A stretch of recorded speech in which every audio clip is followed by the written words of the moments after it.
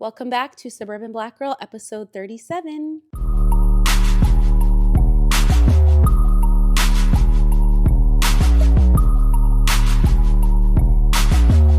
So I used to say cheers. I know, that was so awkward. We're like, I could literally hear us smiling. Oh shit. That was Anyway, awkward. we're not drinking today because we went to Chicago for my birthday last weekend. I have my water here, and Ashlyn's detoxing for her birthday in a month. Yes. And we're going to Turks for that, the big 3-0 for her. Oh, yes. Trying to be snatched. Right. Mine was just a boring 31. No big deal. But I actually really enjoyed Chicago. No, same. Like, such a beautiful city. It was both of our first times there. Yeah. Surprisingly, I don't think we've been to a city yet where one of us hasn't been. Yeah. So I think it was a lot of fun. I enjoyed the food. Another reason to detox, like I've really been watching my calories this week because we did not have a bad meal. We didn't. At all. We ate. Yeah. I definitely want to go back probably. Yeah. If I don't make it in the fall, then definitely next summer again. Because it was hot, but like it wasn't like Houston hot. Right. At all. And yeah, definitely a very beautiful city. No, I agree. Next time, definitely want to do something like on the water, the boat. Yes. Yeah. Oh yeah, we need to get a boat next time. Yeah. And I'd probably stay a little bit longer. Like for me, obviously I work from home. I would go work from home there for a week too. No, that'd be nice. Anyways, we are starting a 4-part series today called The First of Her Kind. We've never done a series, but I feel like this topic deserves multiple episodes. And I feel like a lot of the people that tune in to us every week can relate to this. But we're calling it The First of Her Kind. And it's basically just about being the first in your family, in your community, in your friend group to just be different and be more bold and break generational curses and trauma and do things differently than, past generations have. A lot of people are first generation, college graduates or, being bold enough to pursue entrepreneurship. That's what this series is about, the first of her kind. Love it. I'm really excited about this. So for episode 1 of our series, this episode is going to be called The One Who Breaks the Cycle. So my first question for you, Blake, is when did you first realize you were the first in your family to do something different? I wasn't the first in my family to go to college because my mom was a college graduate, but I do think I'm the first person in my family with a master's. And I do think I was the first person in my family to go to school on a full ride. I went to school on a full ride for basketball. I was just the first serious athlete in my family, period. And I think that was a big deal, like my family coming to my games, especially in college, and being very proud. Even doing something like this, the podcast, creating content. And what's crazy that we're starting this topic? I got this text this morning from someone in my family. She said, "Hi, your YouTube channel came across my feed for the first time. Oh, wow. I'm so proud of your views today. You did an excellent job. You will be a fashion expert getting paid mucho dinero. I was a model in the 70s with a great sense of style. I had many fashion shows. Life and family trauma derailed me to a life of the unknown. I lost my natural fashion sense. I sincerely applaud you and am so proud. I love you. Your grandmother is proud, looking from heaven on her beautiful, successful granddaughter. You are an inspiration." Aww. Literally, I woke up to that text this morning.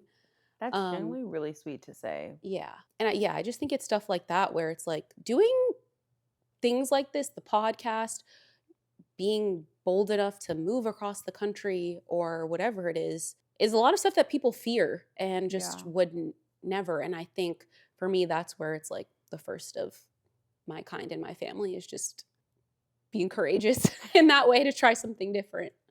Definitely same for me. I think just not doing the normal, not doing the average, not doing the typical, right? Not doing what they sell us as like this American dream, So for me, I'm trying ways to, okay, 9 to 5 is cool, but like there's so much more to life than that, right? And someone like me that's still in an office and has to physically go in, it literally is a mind fuck. So I'm like, I got to get out of this. So, for me, I'm the first of my kind as far as just somewhat tapping into entrepreneurship and trying to work with different clients. And also, of course, this podcast which is a huge leap of faith of just honestly putting myself on the internet and for random people to look at me and see me. And recently it's funny you say that because recently I had like a friend, I had 2 people recently be like, "Oh my God, you popped up on my TikTok. Your podcast popped on my TikTok." And I'm just like, woohoo, it's working. But, it's one of those things that kinda, like it was that moment like, "Oh, crap," Mhm. like Fear of being seen. correct, Yeah. correct. Because 'cause I'm pretty much a low-key person overall, so this for me was a huge step outside of my Mhm. comfort zone. It's always something that I've wanted to do, but just I didn't know it would be in this form. Mhm. So, yeah, I think those are, like, the main things I can think of. Because Mhm. my family, like, enough people are college educated and whatnot, so I can't say that, and I think those are one of the main things I can think of right now. Mhm. I think even too, like, there's people in my family that have worked a 9 to 5, but, like, the amount that I've traveled for work has been, like, a first in my family, and, like, the places I've Mm. gotten to go too, I think has been a first as well. Yeah, no, I definitely agree with that. Just me being able to just travel, period, Mhm. way more than a lot of my family members. Yeah, So I love, we both love to hop on a plane. exactly. What survival mindset did you inherit and when did it stop serving you? I will say, a mindset that definitely is prominent in my family is confrontation and not being able to talk it out or come to reason without, things just blowing up to be bigger. So it's kind of like everything just blows up and everyone just leaves and Mhm. nothing's handled, nothing's settled. And so for me, that's something that I'm really honestly learning right now is just that's really not healthy. Because sometimes I find myself in those situations with people where it's just like, I don't even want to talk about it. I'm just like, I'm good. And I just walk away, where it's like, I don't want to talk about it. And I just shut it off. And I'm realizing that that's just honestly, truly not healthy. Mhm. Um, and so I'm learning how to try to find a way to better effectively communicate how I'm feeling and, really coming to some sort of, I guess, resolution or just where it's not like things are left unsaid or, I'm leaving upset and I'm not speaking to that person for X amount of time when we leave the table type of situation. So I think that's sadly a really big issue in my family. And, a lot of us are really don't talk, to be honest with you, because when conflict arises, everyone just goes to their corners and don't speak for years. Mhm. Yeah, I would say similarly, maybe like compartmentalizing. I always talk about like sitting with your feelings, feeling your feelings. I Hmm. think that was something that I had to learn to do because I feel like I was an emotional kid, but like it wasn't always a safe space for me to be emotional. You know what I You're mean? a Because Cancer. everything is always stop all that crying, growing up in a Black family. Literally. So I think yeah, I had to unlearn that and honestly not looking at it as a bad thing, actually looking at it as kind of like a strength because being able to feel your feelings it is a strength because most Mhm. people don't want to because it's hard. So I think that was something that I had to unlearn is like acknowledging my own feelings and dealing with them. And then similar when it comes to like confrontation, right? Because a lot of times I feel like in Black families, you can just argue and like just not speak to that person anymore. Right. Or it's like you can have an argument and then it's like no one apologizes and then you just start talking again like it's normal. Yeah, it's like There's no apology. Yeah, I don't like that. So I think that's mhm. something I also like. If you said something out of pocket or and we argued, I'm going to address it before I start acting like things are normal again. Right. Yeah, that's something I'm not doing anymore. It's just like letting time pass, and then it's like, I feel like a lot of times it's not even time. It's like a couple hours. Like, no, I'm not. I didn't forget, Yeah. and I'm not just going to compartmentalize and move it to the side. So yeah, I think that's something for me. That's a no. Yeah. And that's something I'm working on now. It's just like I'll just be like, whatever. They'll get over it. And it's like, no. Yeah, we're gonna address this. Yeah. Address it without throwing shade Yeah. back. Cause I have a problem with like being petty in the midst. And it's like, okay, so I'm trying to rework on rewording how I say things back, Mhm. Mhm. How did your family respond when you started setting boundaries or making different choices? I don't think people like when you set boundaries. I'll just say that. Right? Because I feel like people are used to a certain version of you or they're used to being able to say certain things or ask you certain questions or talk to you any sort of way. And I feel like when you start setting boundaries or standing up for yourself, it's like people are taken aback, like, Yeah. "Oh, who do you think you are now?" Like, and it's like, I'm a person who sets boundaries now. Right.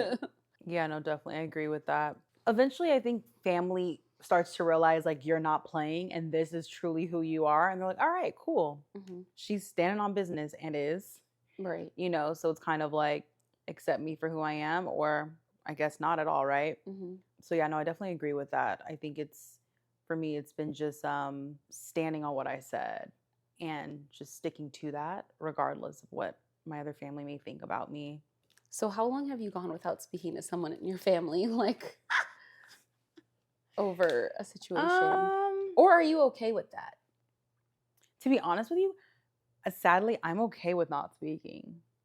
I think if it's like if I feel disrespected or played, then I feel like I just won't speak. But also I think that's just something that I think is okay based on how my family operates. Mhm. But in reality, it's really not healthy. As far as like doing something different too, I feel like we're the first generation who's like really a lot more open to therapy.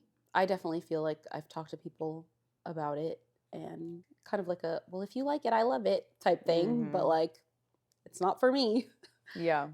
so I think that's kind of a curse breaker also. Yeah. Have you ever like basically you've been in a situation, right, with a family member and you talk to your therapist about it. And so based on the information your therapist told you to how to handle the situation, you kind of approach that family member in that way and they're kind of like, Mm-hmm. "What?" Like, Mm-hmm.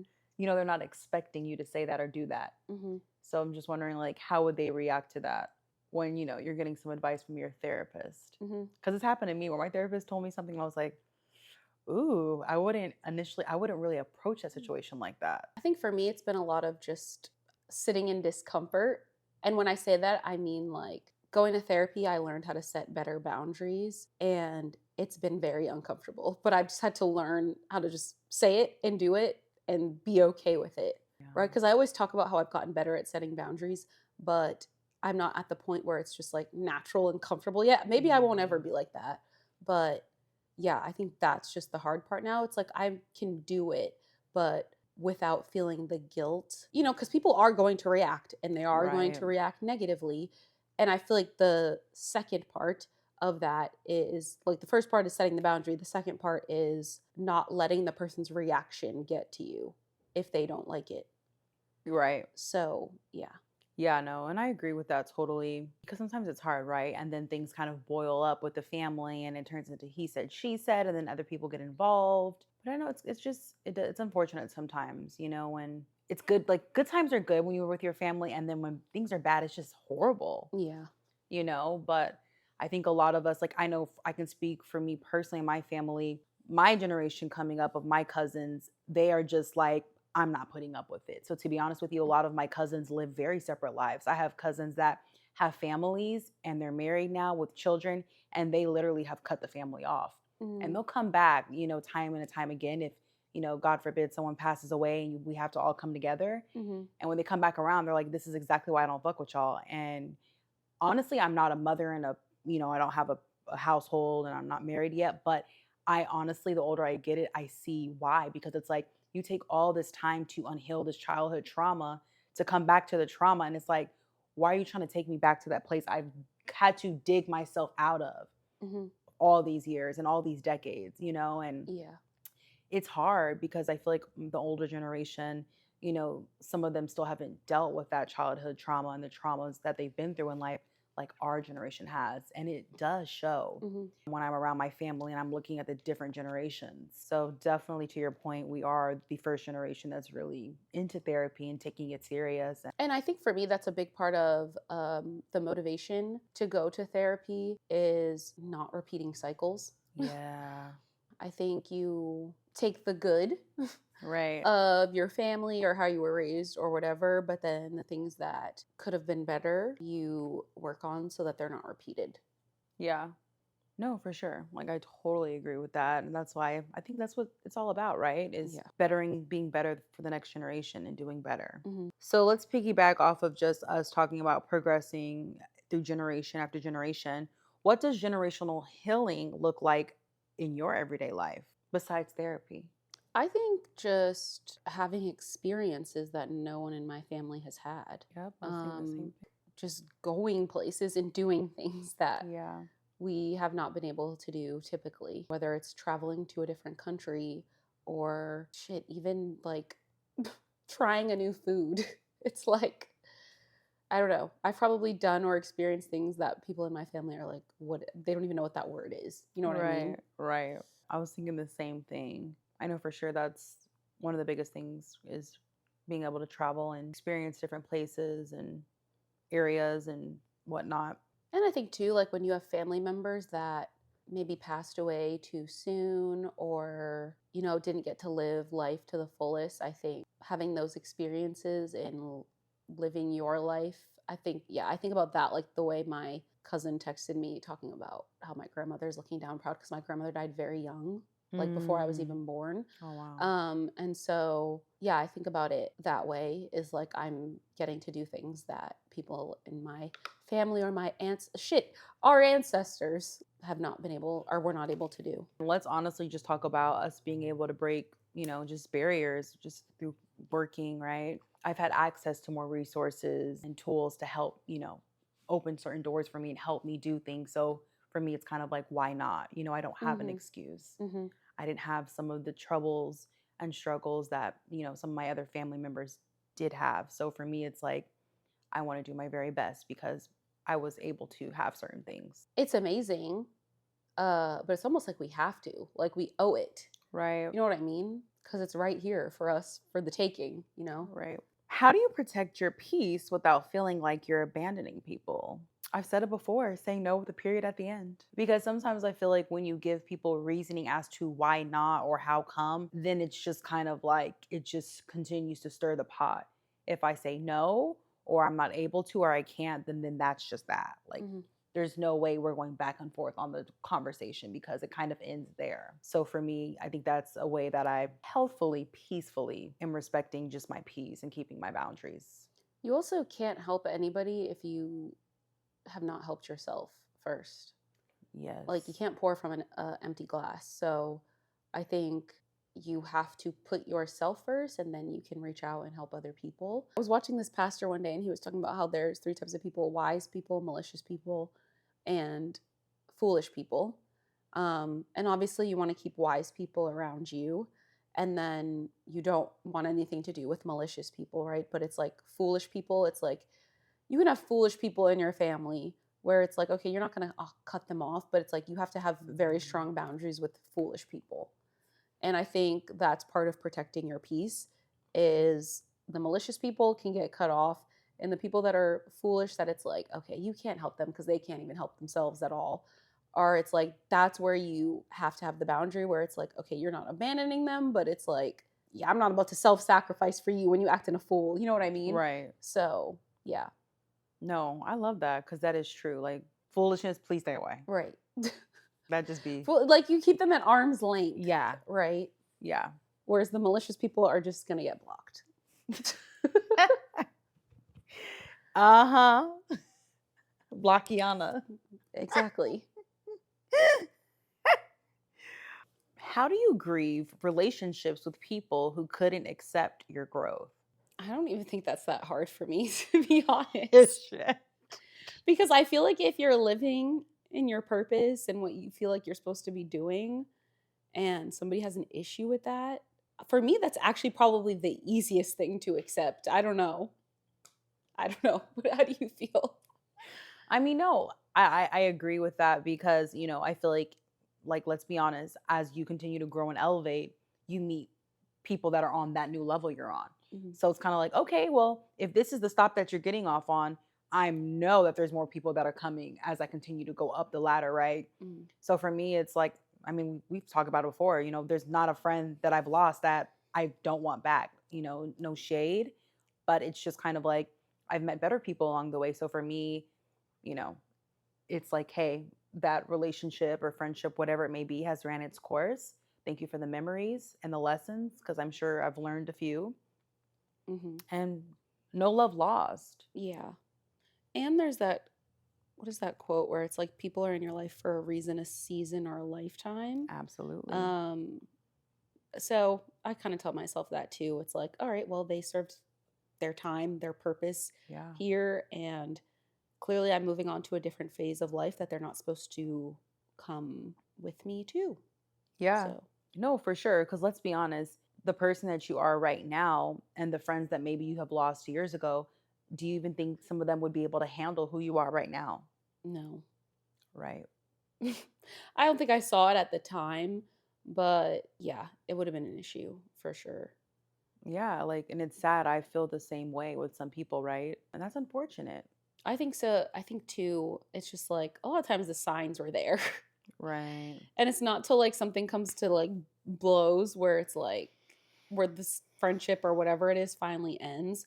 But hindsight is 2020 and you look back and you're like, oh yeah, they were never gonna make it this far anyways.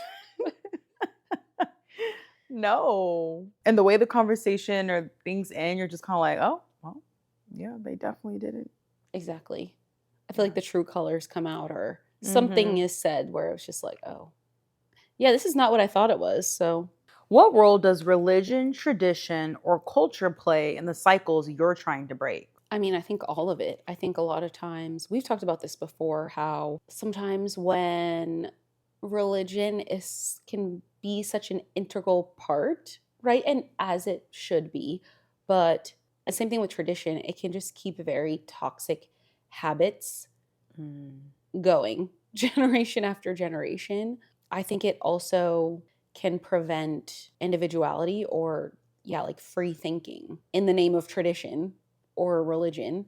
And I think that's where it can kind of become toxic sometimes. Right? Like, for example, let's say this is not maybe not the best example, but like, let's say you're dating someone and you personally don't want to get married until you have lived with that person, right? But tradition might tell you otherwise, like, you need to be married at 21 right. before, you know what I'm saying, or whatever it is. And that might end up in divorce or just an unhappy marriage because, maybe you should have done it the other way. I don't know. Yeah. That was just the first example that came to my head. I mean, no, you're very right about that. Because even now, I'm just thinking, like, first of all, getting married in this economy currently as we speak, let's be honest, a lot of, friends or family members that we know that are now getting married, a lot of them are living together before marriage because Mhm. times are different. It's expensive out here. So, back in the day, it was easy for, our grandparents and our parents to just, oh, let's be separate till we're married, right? But now it's kind of like, no, let's probably live together a little bit, save some money to then buy our first home. Mhm. We're living in such a different time. And so I think a lot of some of those traditional, family rituals that we all have are just kind of not the same. And it's something that I've kind of had to talk to my parents about with certain things that they would want me to do. And I'm just kind of telling them things are a lot different than they were when y'all got married 30 years ago. Mhm.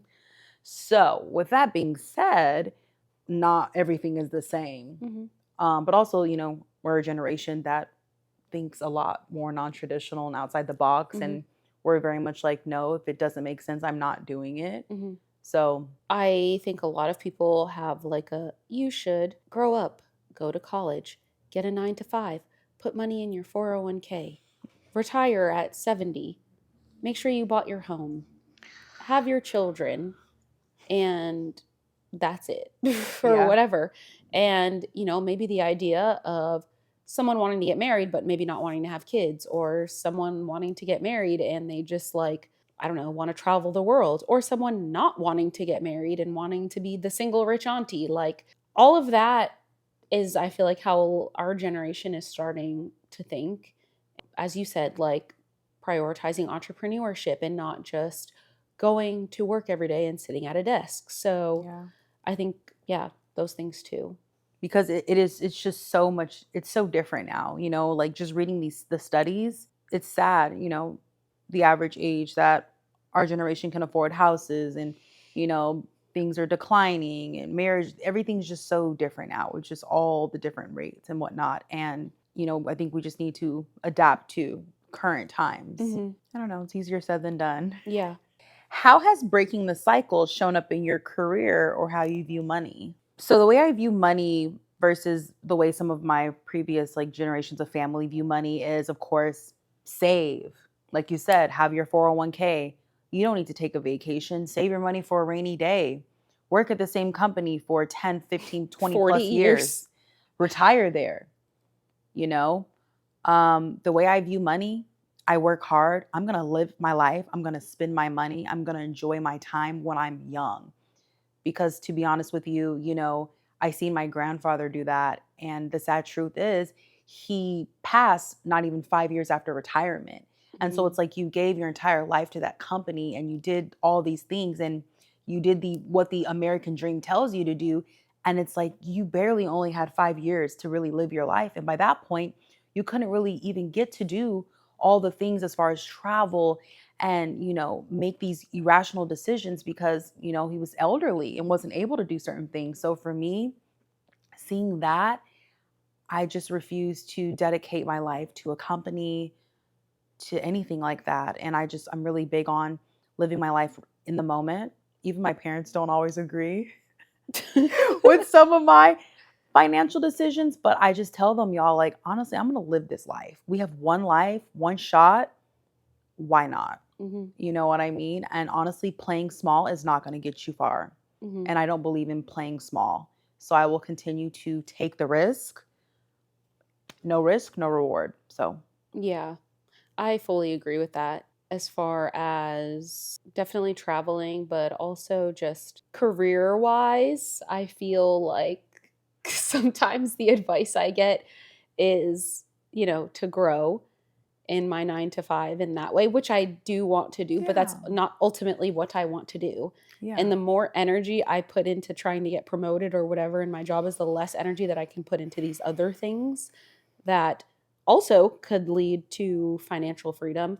And I think the other thing too is the mindset around for older generations, it's about, yes, the financial security and making sure you can pay your bills and retire in X, Y, and Z. But I think our generation is really thinking about there's financial freedom and then there's also just like freedom, the flexibility Yeah. um, to live your life how you want to. And so for me, it's like if there was a $20,000 difference in a job, but one meant that I had to go into an office, I would take the $20,000 pay cut to work from home. Literally. You know what I mean? Whereas, Please stop. whereas I don't know if that, people older than us would make that same decision because working from home also allows me to close one laptop and open another one to work on whatever side hustles and other things without a commute, without whatever.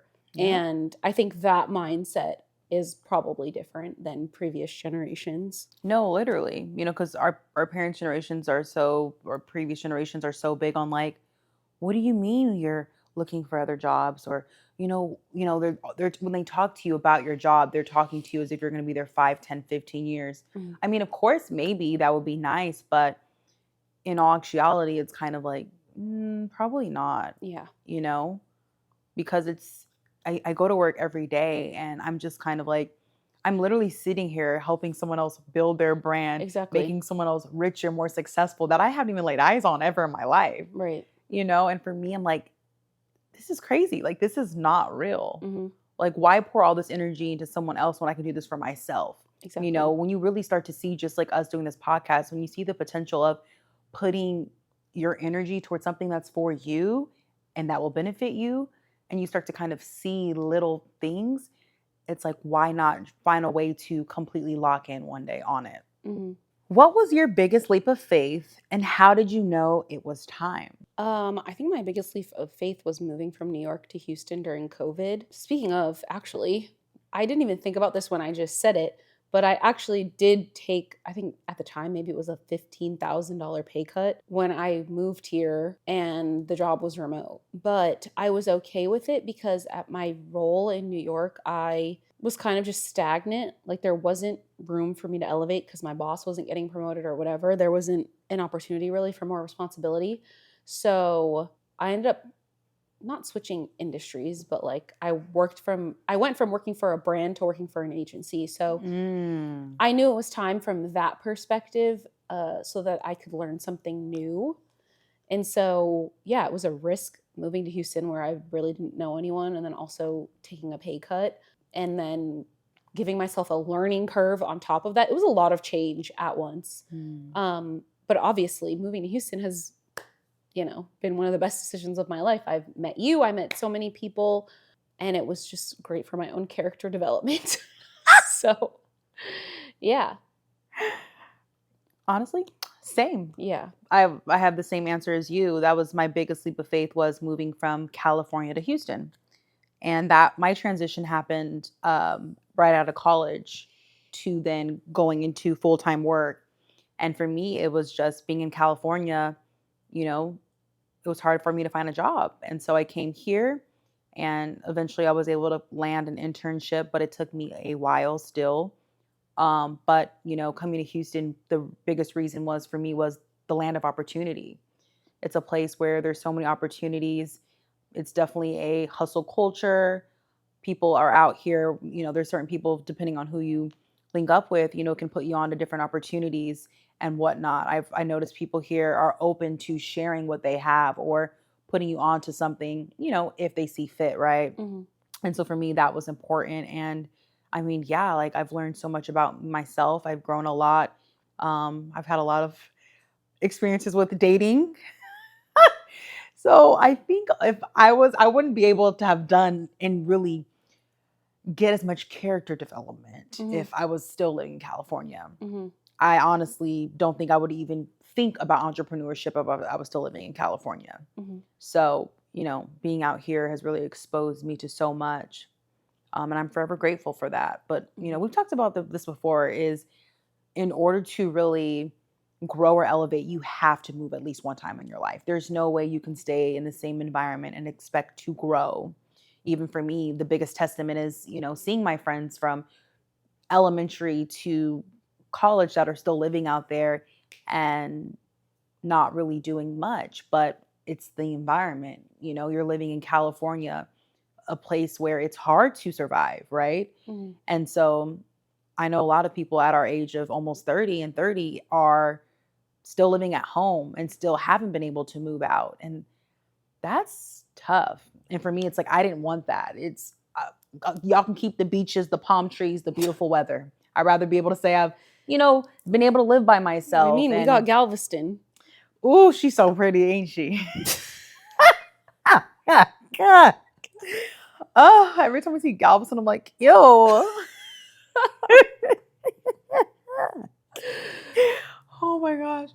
It's so funny. I love when people make jokes about Galveston. I'm like, y'all be so hard on her, but y'all be at Galveston. It's good for other things, though. I like the pier and eating some of the food there. I've never been to Galveston in in 4 years. You really say you don't know. Blake, I'm taking you to Galveston one day. Sure. You're going to be like, but it's okay. We'll just drink a cocktail and just look at the view. Period. Can't wait. Yes. How has your romantic life been impacted by healing generational trauma? Definitely wanting to date someone who's emotionally available. I was a repeat offender for dating people that were not emotionally available. So I think that was a big thing for me. Or just not available.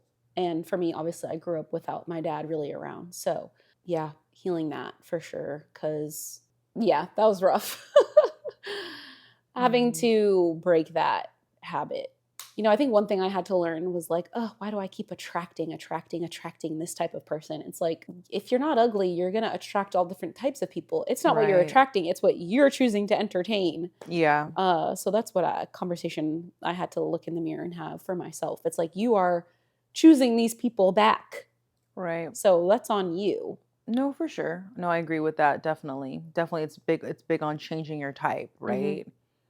Like they say, your husband, I get the point, but I hate how it sounds. It's like your husband is not your type. And I think more so when I think of that, it's just thinking of your husband is not the type of man that maybe you've typically dated in your past.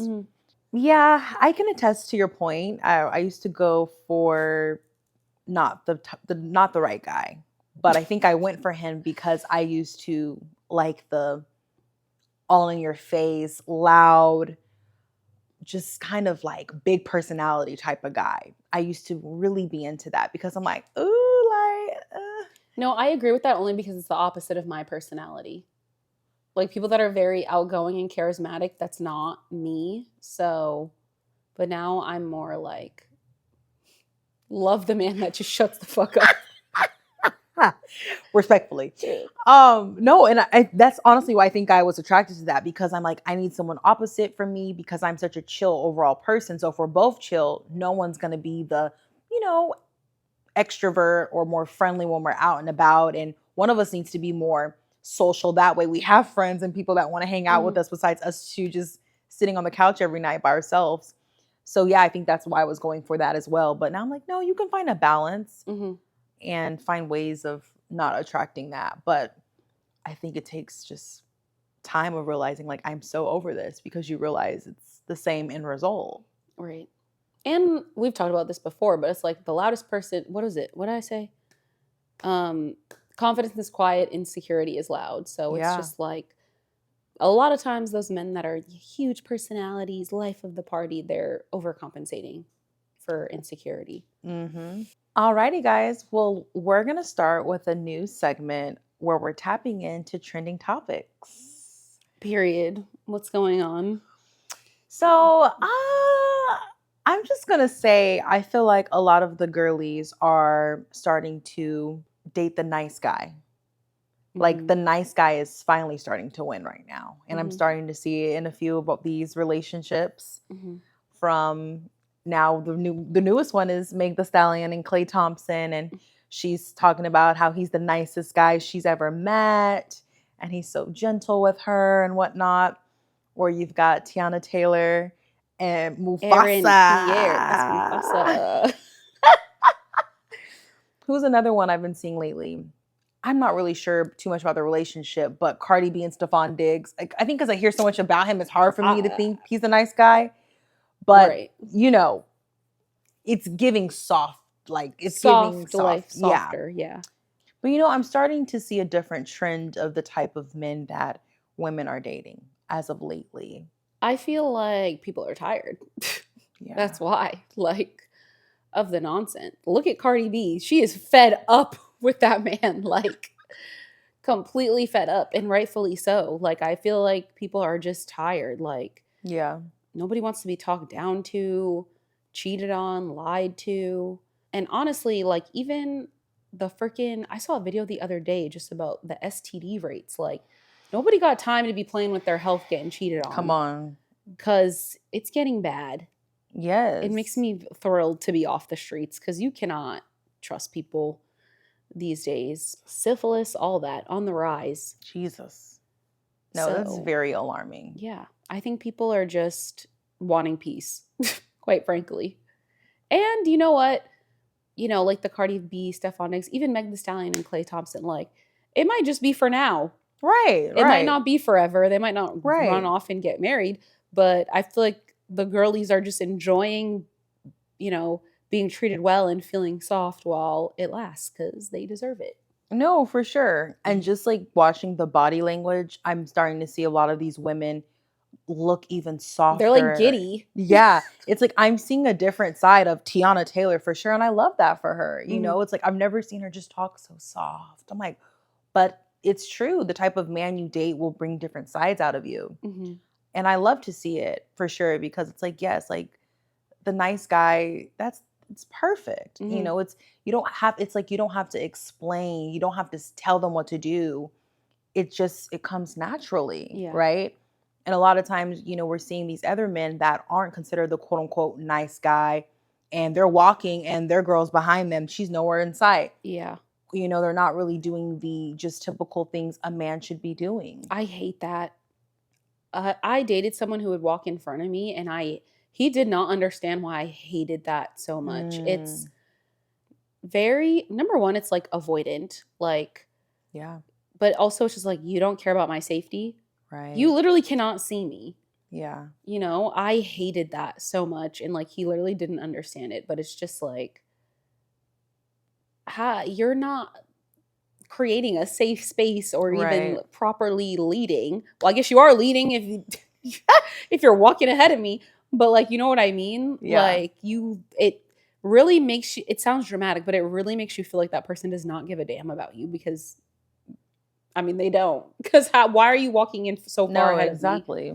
I hated that No, it's yeah, I don't like that type of stuff either. It just doesn't make you feel like you're living in your femininity as a at all. woman. At all. So, love that for the girlies. That's Period. definitely my trending topic that I've been thinking about. Period. And I think we can end with a little mantra moment. And speaking of femininity and softness, that is something that we should always remember as women, is to not let life or the world harden us, and to never lose that, right? Because I think we can go through things, whether it's at work or in past relationships or in family, that just make you want to be hard. And the best quality that we have as women is like our softness and our femininity. And I think holding on to that, no matter how much pain you're dealing with, or what you're trying to overcome, keeping that softness and showing yourself grace, right?